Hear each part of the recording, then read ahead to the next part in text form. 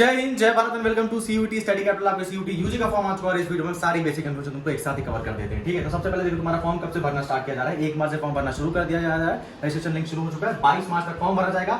23 मार्च को तुम पेमेंट कर सकते हो अगर तुमने पेमेंट नहीं किया। 24 मार्च को तुम अपना करेक्शन कर सकते हो अगर मानो तुमने कुछ गलत कर दिया है फॉर्म में। ठीक है, उसके बाद हमारे काम की चीज आती है सर, हमारा पेपर कब होने वाला है। तो पेपर तुम्हारा 8 मई को शुरू हो जाएगा और 1 जून तक पेपर चलेगा। ठीक है, फॉर्म भरने में कितना पैसा देना पड़ेगा सर। तो फॉर्म भरने में तो अगर तुम 3 सब्जेक्ट चूज करते हो तो 1000 रुपए देना पड़ेगा for U R candidate, for OBC NCA 900 and for SC ST and PWD 800। या अगर तुम 3 सब्जेक्ट चूज करते हो, अगर तुमको मैक्सिमम 5 सब्जेक्ट चूज कर सकते हैं हम लोग, और तुम 3 सब्जेक्ट के बाद कोई और सब्जेक्ट ऐड करना चाहते हो तो तुमको 400 रुपए और देना पड़ेगा फॉर यू आर कैंडिडेट, 375 और देना पड़ेगा for OBC NCL candidate and SC ST candidate आपको 350 रुपए और देना पड़ेगा। ठीक है, तो ये हमारी कुछ जानकारी होगी। इसके बाद अभी चीजें खत्म नहीं हुई, यही रुको। ठीक है, इसके बाद यहाँ पे चीजें लिखी हुई कि हमारे साथ कुछ लैंग्वेज को हटा दिया गया था। तो कौन कौन सी लैंग्वेज आने वाली है हमारे पेपर में जिनका हम पेपर दे सकते हैं। तो कौन कौन सी लैंग्वेज आने वाली है। आसामी, बंगाली, इंग्लिश, गुजराती, हिंदी, कन्नड़, मलयालम, मराठी, पंजाबी, उड़िया, तमिल, तेलुगु, उर्दू, ये लैंग्वेज आएंगी। सबका पेपर 250 नंबर का होगा। ठीक है, आ जाओ हमारे साथ लैंग्वेज सब्जेक्ट का सिलेबस क्या होने वाला है। तो लैंग्वेज सब्जेक्ट सिलेबस में हिंदी में कालिदास नहीं बनना है, इंग्लिश में शेक्सपियर नहीं बनना है। ठीक है, सिंपल क्या लिखा हुआ है, English to be tested through reading comprehension, मतलब आप पढ़ते गद्यांश रीडिंग कॉम्प्रिहेंशन आएगा जिसमें आपके बेसिक लिटरली एप्टीट्यूड को चेक किया जाएगा और वोकैबुलरी को चेक किया जाएगा। कुल मिला के कहा जाए तो रीअरेंज द सेंटेंस,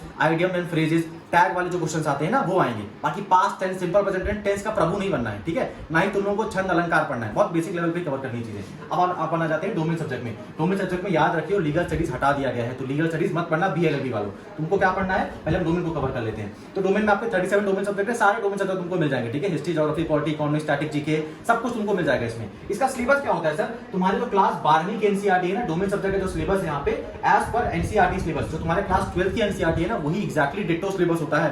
पर ध्यान रखियो तुम लोग अपने बोर्ड एग्जाम में पढ़ के जाते हो ओसवाल ऑल इन वन, और पेपर उससे नहीं बनता है। पेपर बनता है एनसीईआरटी से, 12वीं वाले से। तो अगर हिस्ट्री का पेपर देने जा रहे हो तो थीम से इंडियन हिस्ट्री 1 2 3 पढ़ना 12वीं वाली। अगर इकोनॉमिक्स का पेपर देने जा रहे हो तो मैक्रो इकोनॉमिक्स पढ़ लेना। अगर ज्योग्राफी का देने जा रहे हो तो ह्यूमन ज्योग्राफी, फिजिकल ज्योग्राफी और इकोनॉमिक ज्योग्राफी पढ़ के जाना। 12वीं बस की पढ़ के जानी है, 11वीं की नहीं पढ़नी है। एक और चीज अभी क्लियर कर देता हूं मैं, तुम्हारे जो चैप्टर तुम्हारे मैडम ने छुड़वा दिए थे, जो तुम्हारे बोर्ड एग्जाम में नहीं आते थे एनसीईआरटी में, वो सीयूटी में आते हैं। ठीक है, तो बोर्ड एग्जाम में तुमने छोड़ दिया पर सीयूटी के लिए पढ़ के जाइए। अब आता है हमारे साथ जनरल एप्टीट्यूड, इसके ऊपर एक सेपरेट बड़ा वीडियो बनाऊंगा। पर इनके सिलेबस पे यहाँ पे इन्होंने कुछ बड़ा चेंजेस नहीं दिया हुआ है, पर इसका हम डिटेल सिलेबस देखेंगे तब हमको पता लगेगा एक्जैक्टली चेंजेस हुए क्या है। पर जनरल टेस्ट में आप हम कह सकते हैं आपका जनरल एप्टीट्यूड को चेक किया जाता है, जिसमें आपकी करंट अफेयर आती है, जीके जीएस आती है, हिस्ट्री, ज्योग्राफी, पॉलिटी, इकोनॉमिक्स आती है, मैथमेटिक्स आती है। ठीक है, एंड आपको और इन्फॉर्मेशन मिलेगी नेक्स्ट वीडियो में। चैनल को सब्सक्राइब करके रखो, ऐसी काम की इन्फॉर्मेशन तुमको हमारे अलावा कोई नहीं देने वाला।